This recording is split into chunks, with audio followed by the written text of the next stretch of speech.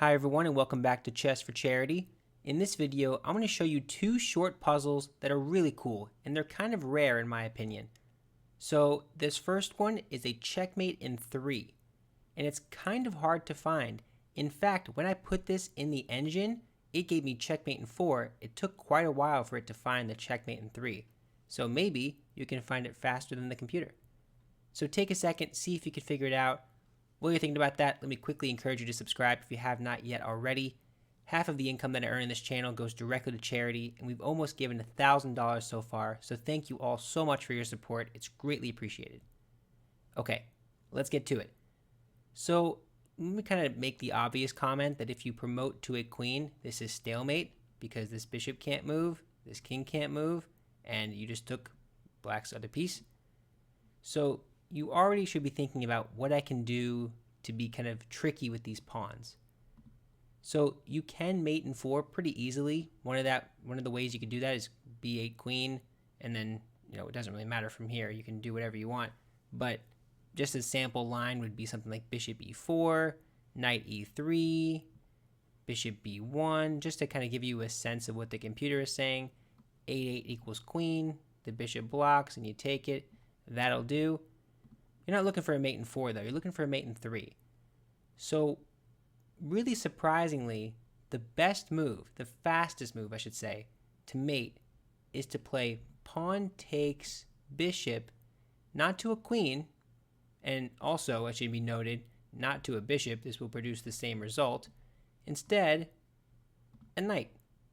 Okay, now you might say, what is the knight going to do? It has to like hop and hop and hop.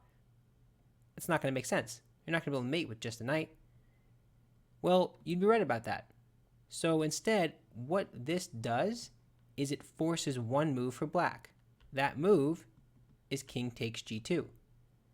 And now, again, kind of a cool thing, I have only one move that wins this game quickly. And that's a knight move to one of these two squares. What would you do if I had to do this one? Oops, I already did it. Or this one. What would you do? Pick one. You might not think there's a difference. Well, if I play knight c7, they can play bishop a7, right? No kidding. If I play bishop b6, I've been saying bishop. If I play knight b6, now they can't take the pawn because it's interfered by the knight. So now you actually can win this game with just one more move. So what is the move? No matter what black does next, anywhere, let's just say they take your knight, you can promote to a queen. I think for fancy's sake, let's go to a bishop, and that is mate.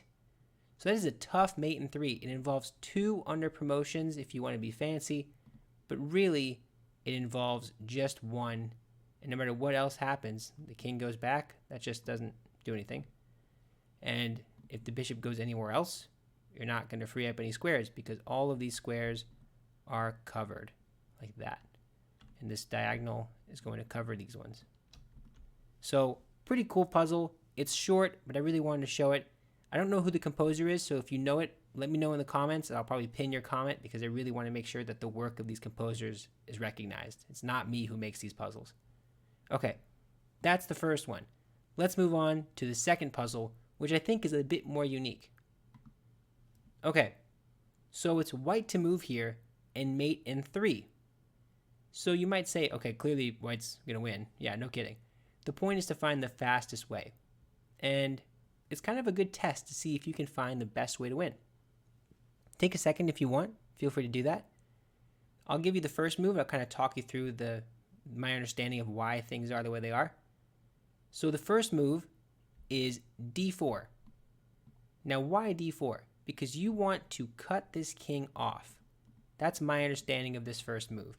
I want to put them in a little triangle. We'll say, I was going to say a box, but really a triangle, half a box. And you want to limit them. So right now they have 2 moves, g4 or h5.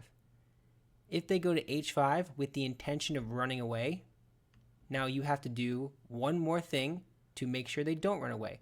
So this bishop, as I mentioned, is covering these. And now if I play queen to d3, now we have the coverage that we need to lock this king in. And where can this king go right now? Only 2 squares. 1, 2. No matter where it goes, let's just say g4, you have mate on the spot with the queen. Almost like kind of a dovetail arrow that I'm drawing there, but the bishop, of course, is helping out. And the same thing goes with h4. Pretty crazy. Now you might say to me, but wait a second, Frank. They don't have to go to h5. They could play g4 right away, and now this move does not work, because now they can play h5. And you'd be right. They can play all those moves. You'd be right. But you don't play queen d3 in this position. Instead, you play e4 check. Now the king goes to h4, and with only pawn moves, you can mate them. Isn't that pretty cool? I know it's a silly puzzle. I know it's quite strange.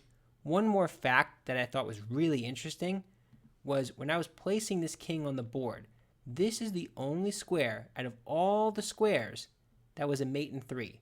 I think it was this one was a mate in 5. There were like mate in 6, mate in 7, mate in 6. It was a bunch of 6s and 7s all the way down the board. But the only one that was mate in 3 was this square on h4. Isn't that kind of a cool fact? I think that's something that I think is quite interesting. Maybe you think it's interesting. But yeah, that is it for the video. If you enjoyed it, be sure to like and subscribe. As I mentioned in the beginning, it helps us out so much. But that is it for now. Thank you again.